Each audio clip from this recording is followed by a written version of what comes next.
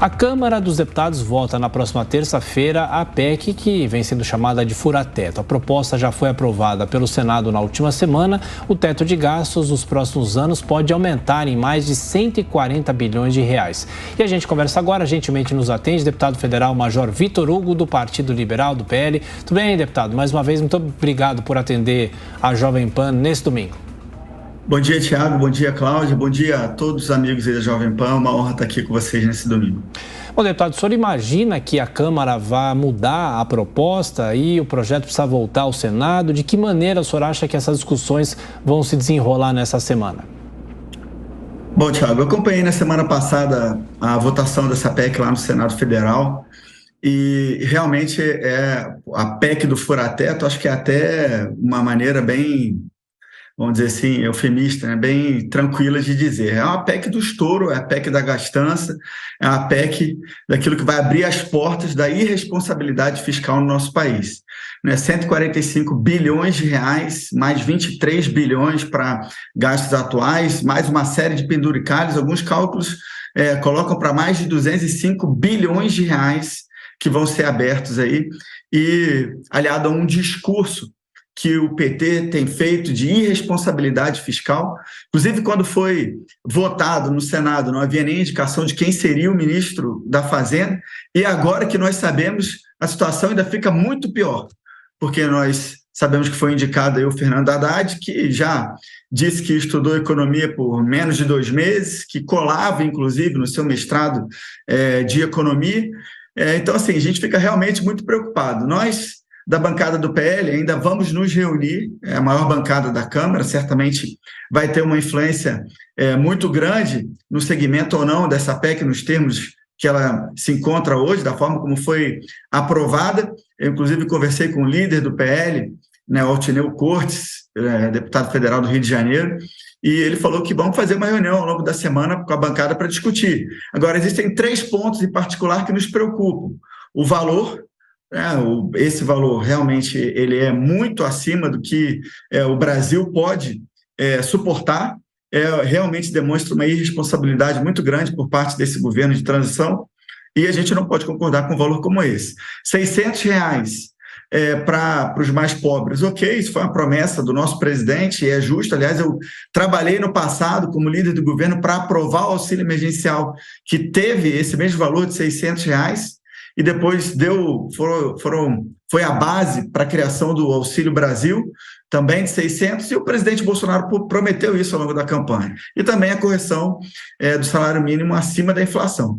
Agora, para isso, seriam necessários pouco mais aí de, talvez, algo entre 50 e 70 bilhões.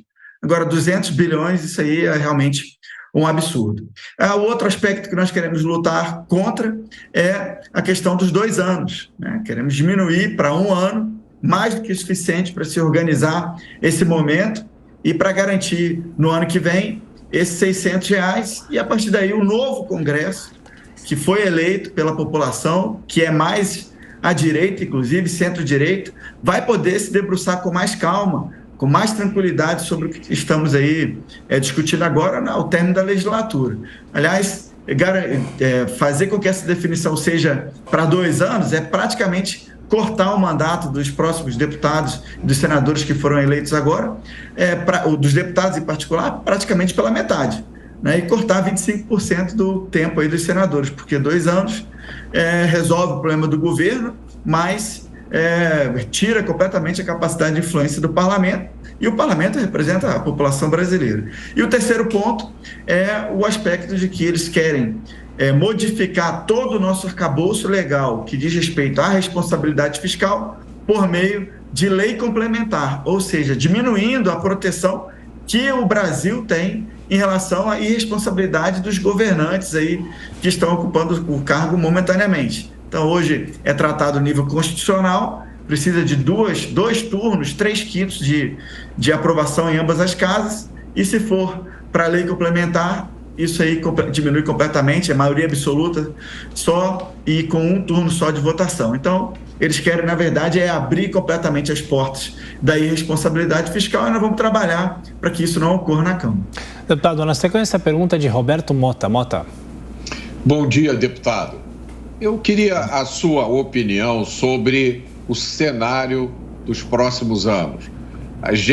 O brasileiro, hoje, as pessoas que eu encontro na rua, elas estão extremamente angustiadas e com 2 pontos específicos. O primeiro é a rejeição a essa turma que pretende agora voltar ao poder no governo federal, uma rejeição às ideias, uma rejeição ao passado, uma rejeição a tudo que eles representam e tudo que eles fizeram. Então, essa é a primeira coisa que angustia o cidadão. A segunda é o momento em que as liberdades são atacadas. Então, ninguém sabe mais o que pode falar.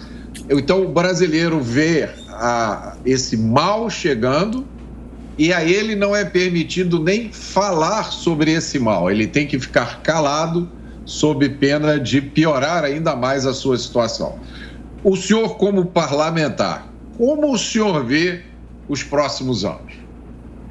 Roberto, primeiro quero concordar em gênero, número e grau com você sobre a questão inicialmente da rejeição, porque nós sabemos o que o PT fez no passado e vemos agora no anúncio dos 5 ministros cujos nomes já foram mostrados, realmente um sinal muito ruim do que pode vir, né? Aliás, se aproveitou o momento do jogo da Copa, poucas horas antes ali da Copa e do último jogo, né? E fez isso talvez com a intenção até de retirar um pouco das discussões ou do espanto que a nação teria com os nomes que foram apresentados, em especial com o nome para o Itamaraty, alguém que já foi ministro da Dilma, frustrou inclusive as mulheres diplomatas que ajudaram na campanha do adversário e já causou uma série de indignações, né? E o do ministro da Fazenda também, como já comentei aqui,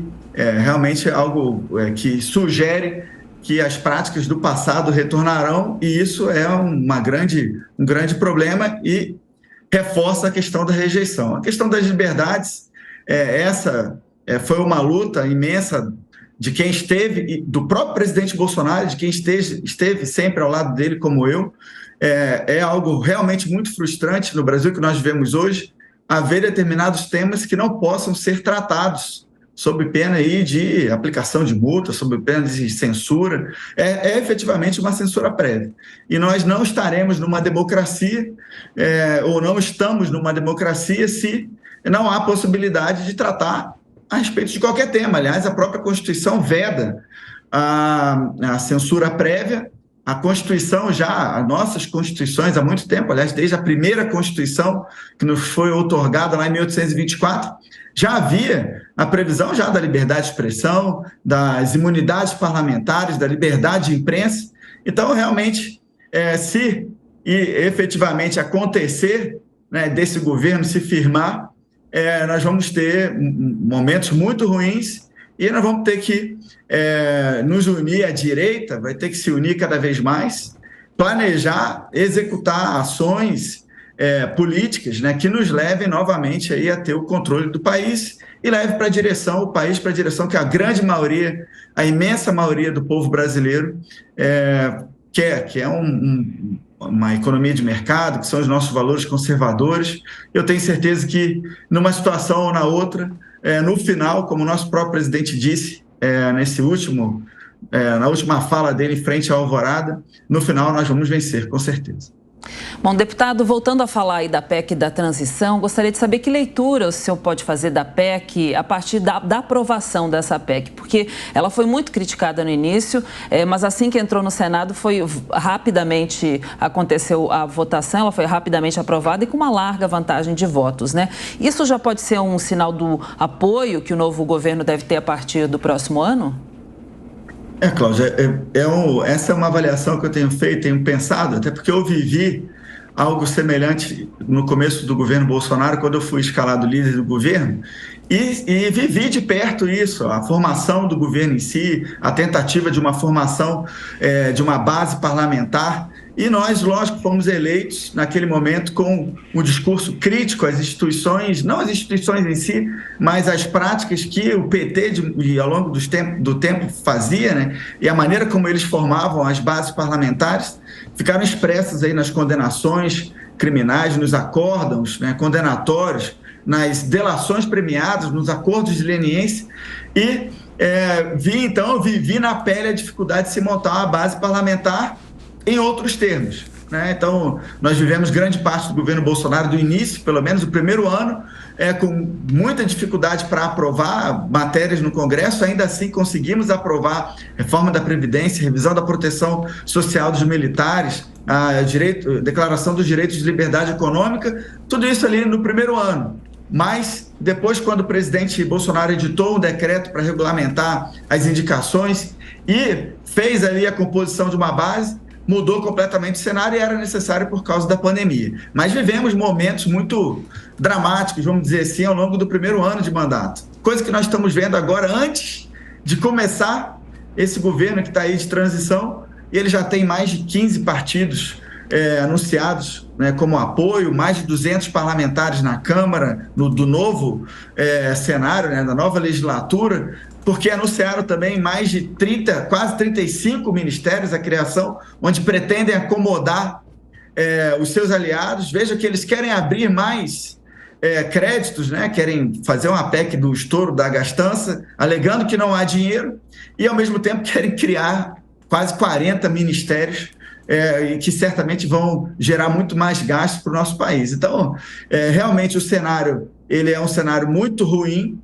Eu torço que a gente consiga modificar ao menos esses 3 pontos que eu falei: o valor, a desconstitucionalização do arcabouço fiscal e também a questão do prazo de 1 ano, né? Modificando esses 3 pontos, a PEC fica muito mais razoável e a nova legislatura vai poder se debruçar com mais calma. Agora, realmente impactante ver, eu estava lá no Senado Federal, ver a adesão de tantos senadores, né, já a esse governo de transição, e eu torço, embora esteja vendo os sinais de que não será diferente, muito diferente na Câmara, mas torço para que a Câmara agora, no final dessa legislatura, e a próxima Câmara sejam, né, as duas câmaras responsáveis com o futuro do nosso país e não deixe que esses avanços aí, vamos dizer, perdulários, né, e responsáveis fiscalmente desse governo de transição tenham êxito. Deputado Vitor Hugo, obrigado mais uma vez pela atenção. Bom domingo, até a próxima.